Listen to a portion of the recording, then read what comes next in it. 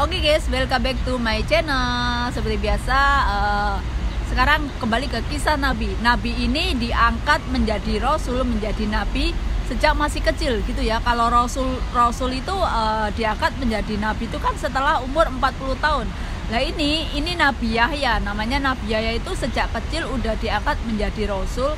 Dan bahkan nama Yahya itu nama pemberian dari Allah Subhanahu wa Ta'ala gitu ya, nama langsung dari Allah gitu, Yahya.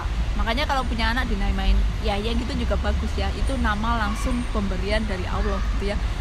Sewaktu itu Nabi Zakaria udah hampir 100 tahun belum dikaruniai anak, sedangkan istrinya 90 tahun namanya Hana. Itu sudah dulu udah berpikiran apakah istrinya itu mandul, nggak tahu ya, mujizat. Dan akhirnya mujizat itu lahirlah Nabi Yahya gitu ya. Dan ini pada zaman ini satu zaman 3 nabi, Nabi Isa, Nabi Zakaria, dan Nabi Yahya. Jangan lupa guys, like, share, and subscribe.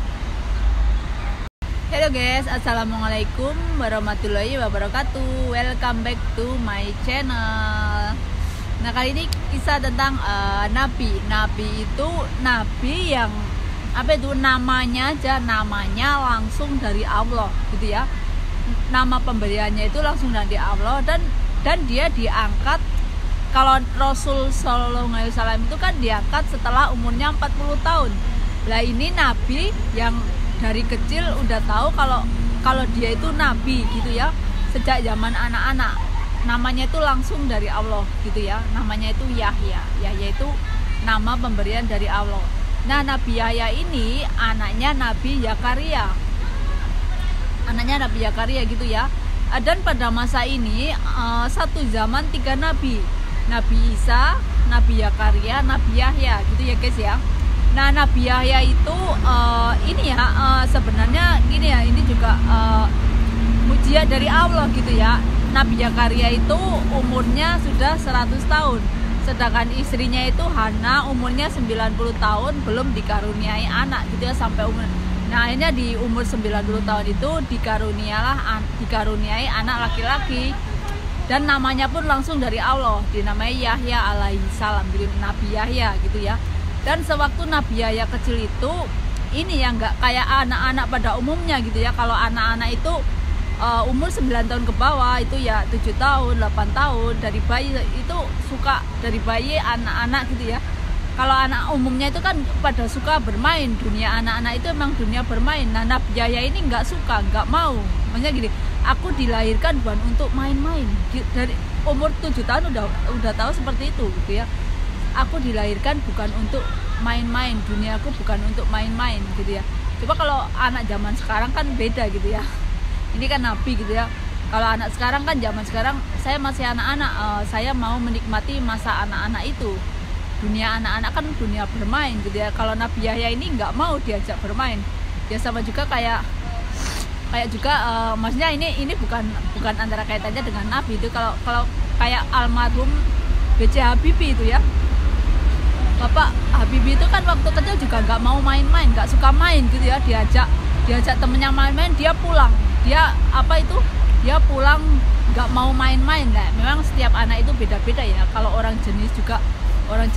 cerdas itu emang orangnya itu nggak suka main gitu ya.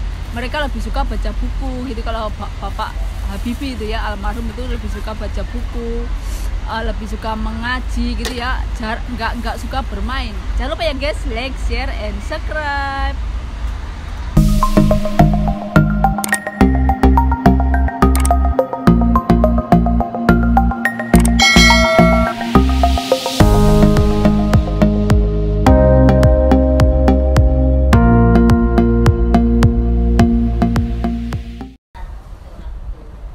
Oke guys, gini ya, Nabi Yahya ini udah sejak dari lahir namanya pemberian dari Allah langsung gitu ya.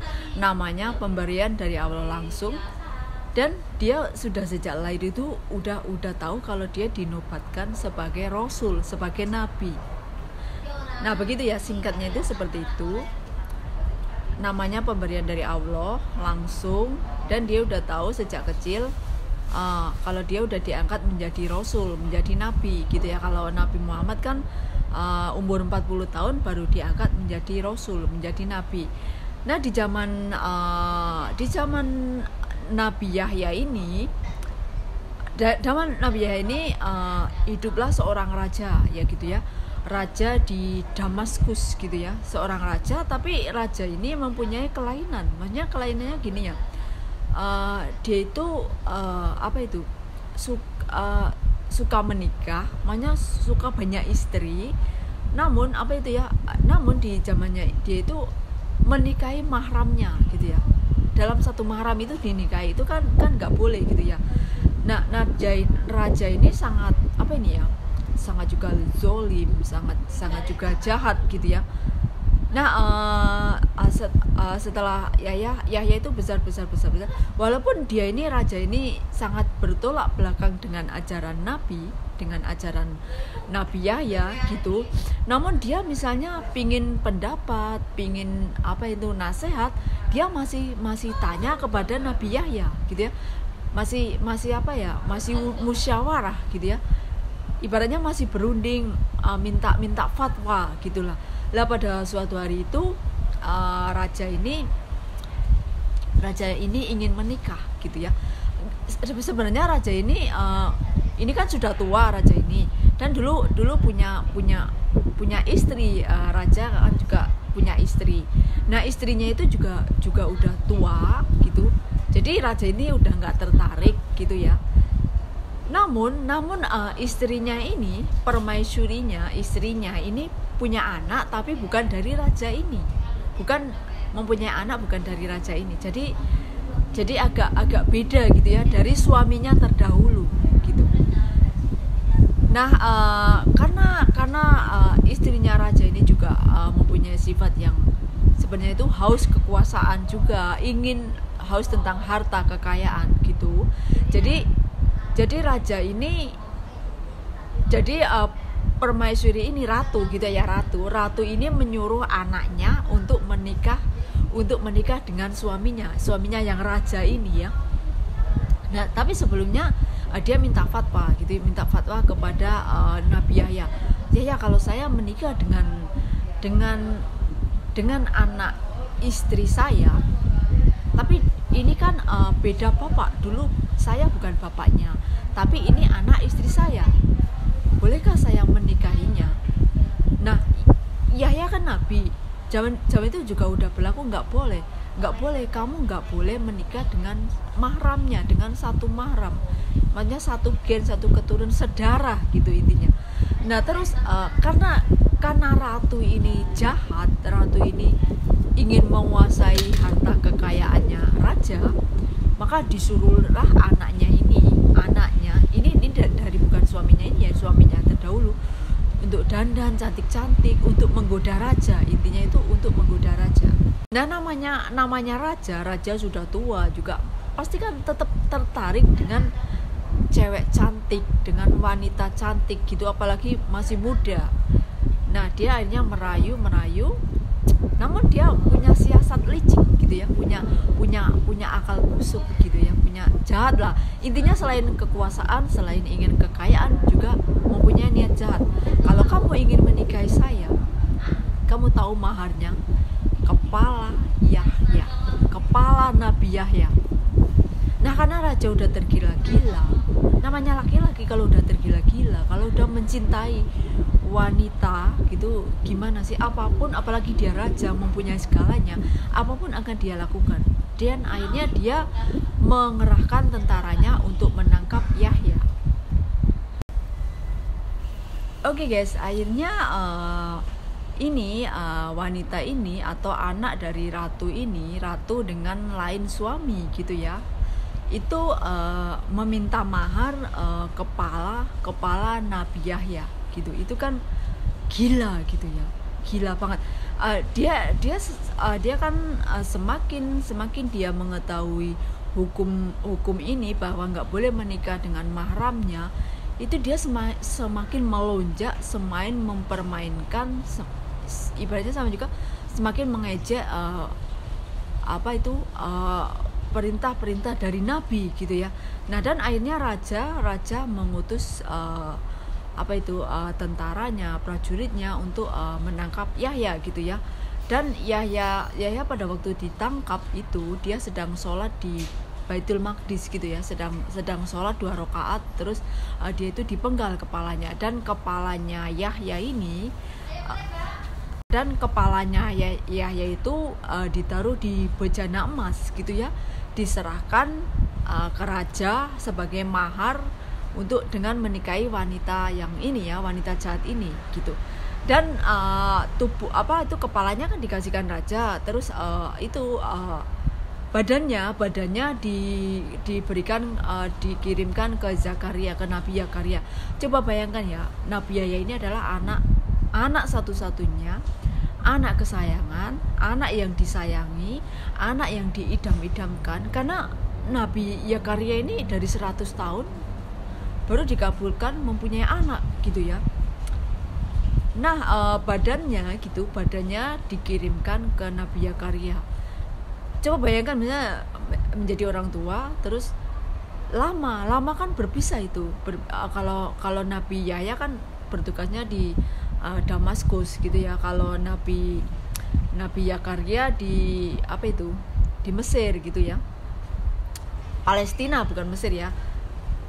Nah terus betapa sedihnya gitu, sangat sedih sekali kan Nabi Zakaria lama nggak ketemu anaknya, tahu-tahu anaknya dibunuh, dan yang dikirimkan cuma badannya, kepalanya dipenggal kan kepalanya.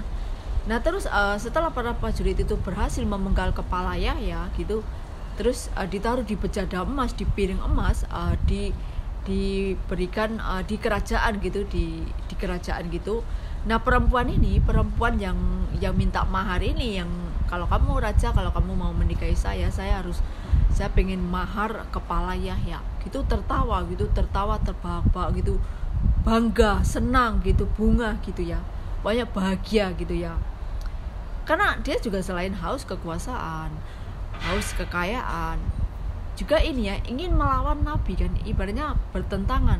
Udah dibilangin begini tapi masih ngeyel, itulah misalnya kayak orang zaman sekarang gitulah ya, melawan Allah, melawan perintah-perintah Allah gitu.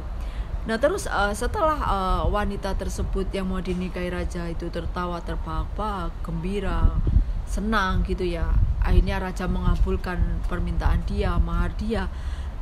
Tiba-tiba kerajaan itu, tanahnya itu meledos gitu ya, kayak ada gempa gitu, dan wanita tersebut dihimpit tubuhnya dan juga kepalanya.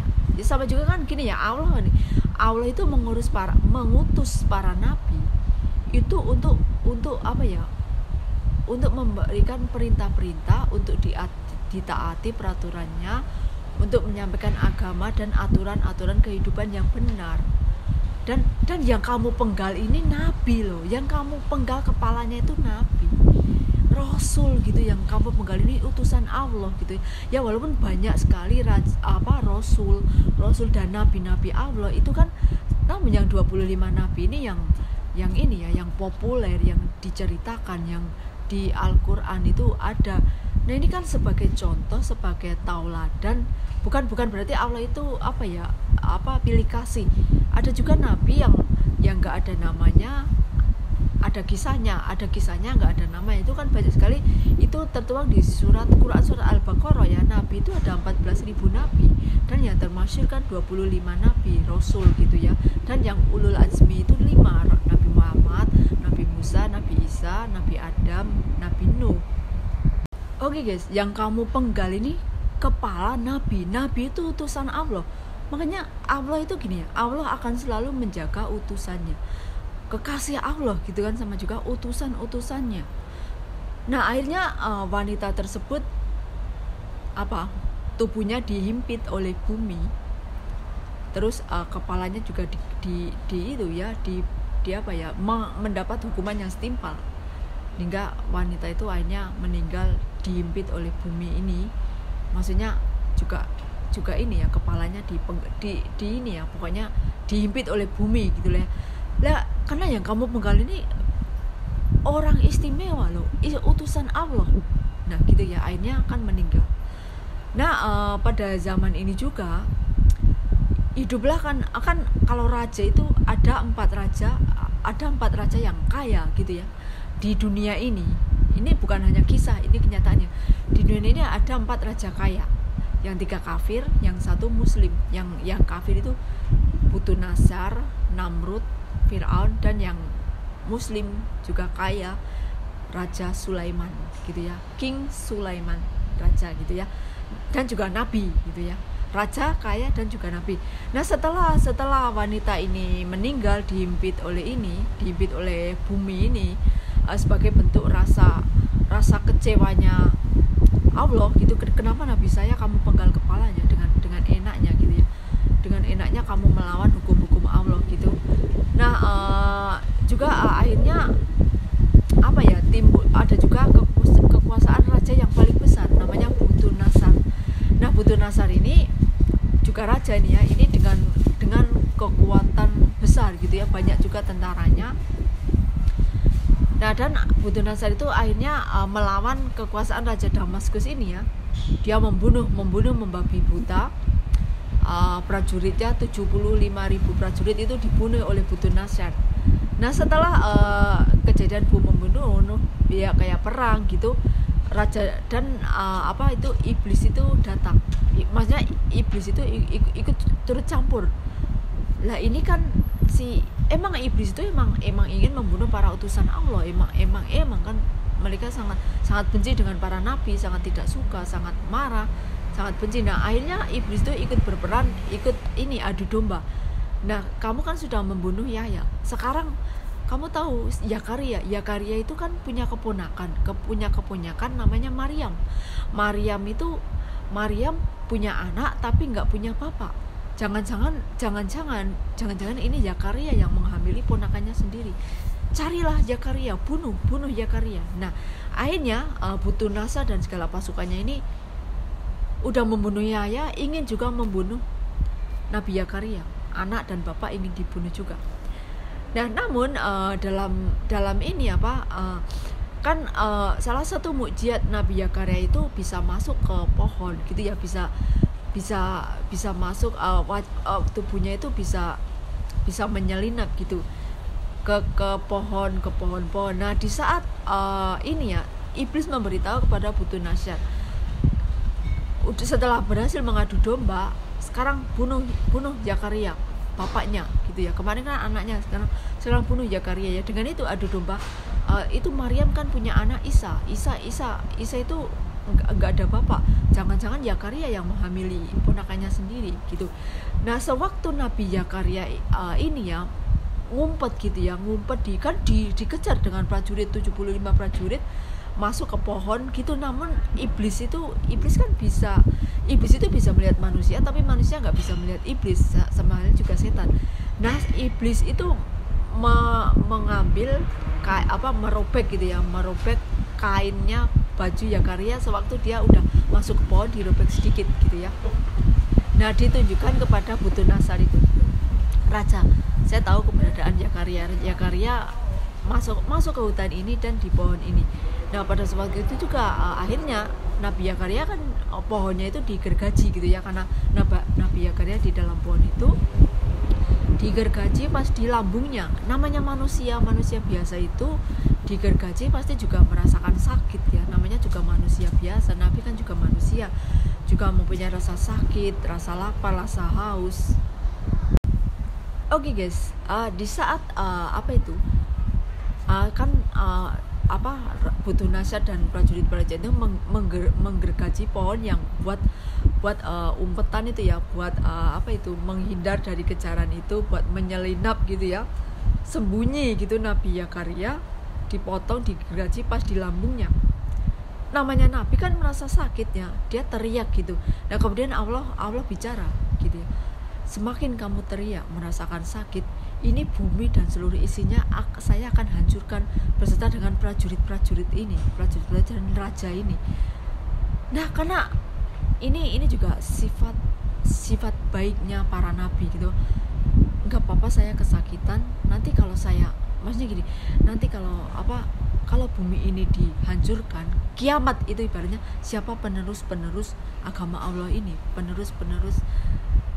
maksudnya penerus generasi penerusnya itu siapa kalau bumi ini dikiamatkan, semua mati. Nah akhirnya Nabi Zakaria untuk mengurangi rasa sakit itu, dia dengan kainnya menyumpal mulutnya sendiri dengan kain bajunya. Nah dan kalau menurut penglihatan para pengikut raja-raja dan setan itu, Nabi Zakaria udah mati, tapi kan ya emang meninggal, tapi kan tetap diselamatkan oleh Allah gitu ya, dan akhirnya meninggal. Nah setelah itu, setelah Nabi Zakaria meninggal, Yahya juga meninggal. Ini kan ibaratnya anak dan ayah dibunuh juga. Nah mereka, setan masih mengadu domba, cari Isa, cari Nabi Isa. Nah namun Nabi Isa ini diselamatkan. Kan Allah juga mengutus para nabi, para rasul, pasti ada tujuan dan ada makna-makna dan ada pelajaran-pelajaran tersendiri gitu. Dan Allah juga nggak ingin para rasul, para nabinya itu dibunuh gitu ya, dibunuh dengan ini ya, dengan sangat keji, sangat zolim sekali gitu ya. Sedangkan mereka menyampaikan kebenaran, mereka menyampaikan ilmu kebenaran tentang kehidupan, tentang pelajaran, tentang agama. Allah itu satu, Allah jangan disekutukan, dan ada aturan-aturan kehidupan gitu ya, nggak boleh menikah dengan mahram, nggak boleh menikah dengan hubungan sedara gitu kan. Lah ini namun Nabi Isa itu diselamatkan ya. Yang disalib itu bukan Nabi Isa, yang disalib itu temannya yang menyerupai Nabi Isa. Dan Nabi Isa kan diangkat ke langit. Nanti Nabi Isa yang akan turun itu ya, Imam Mahdi gitu ya. Imam Mahdi kan melawan Dajjal gitu ya, melawan Dajjal. Nah setelah Dajjal itu meninggal, nanti Nabi Isa itu turun. Dan Nabi Isa itu ini ya, sholat di belakang Imam Mahdi gitu kan ya, untuk ini ya, untuk menjelaskan bahwa saya itu bukan Tuhan, saya itu utusan Allah, dan saya juga meyakini akan adanya Nabi Muhammad, Nabi terakhir gitu ya. Dan bahkan Nabi Isa juga sholat di yang mengimami itu Imam Mahdi gitu ya. Imam Mahdi itu pemuda suci, pemuda muslim gitu, yang ini kan nanti akhir zaman kalau ini ya, itulah seperti itu. Dua nabi udah dibunuh ya dengan hasud dan tipu daya setan, namun Nabi Isa diselamatkan. Allah juga nggak ingin kan semua utusannya dibunuh gitu ya.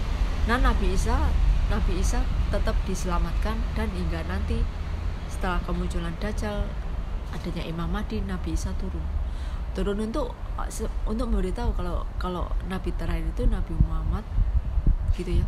Dan beliau juga meyakini adanya Nabi Muhammad dan agama Islam ini, dan dia sebenarnya ingin berkata juga, saya bukan Tuhan, saya itu utusan Allah.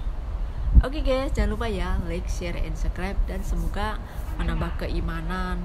Dan kalau kisah-kisah Rasul itu kenyataan, bukan hanya cerita, bukan hanya dongeng, karena kisah-kisah Rasul ini semua ada di Al-Quran dan juga ada di kitab-kitab gitu ya, kitab-kitab lain, bukan hanya sekedar dongeng.